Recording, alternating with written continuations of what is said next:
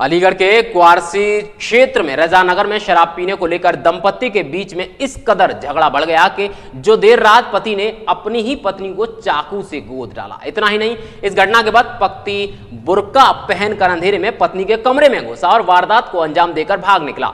जबकि इस घटना के बाद घायल महिला को जेएन मेडिकल कॉलेज में भर्ती कराया गया है और आरोपी के खिलाफ इसके बेटे ने पुलिस में तहरीर दी है। जानकारी के अनुसार रजानगर की नूर बानो का निकाह 23 साल पहले हमीद खान के साथ में हुआ था, जबकि दंपत्ति पर 4 बेटे और 3 बेटियां हैं।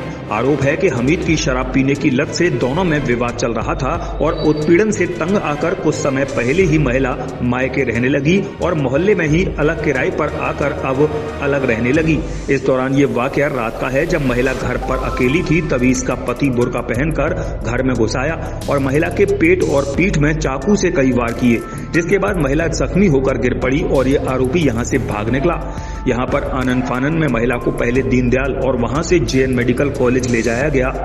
इधर इस मामले में इंस्पेक्टर क्वारसी विजय सिंह ने बताया कि महिला के बेटे सोनू की ओर से थाने में अपने पिता के खिलाफ तहरीर दी गई है और मुकदमा दर्ज करके आरोपी की तलाश की जा रही है। साथ ही घायल महिला के भी बयान दर्ज किए जाएंगे। मेरी बहन को चाकू से मारा गया था। किसने मारा? उसके सोहर ने मारा था। क्यों मारा कुछ पता? उसका क्या कि मैं भैया ने साथ दिया था, उसके भैया ने क्या कि मैं बुर्खा पहन के आया था, वो ऊपर चढ़ा था छत पर। मेरी बहन छत पे ही रहती थी।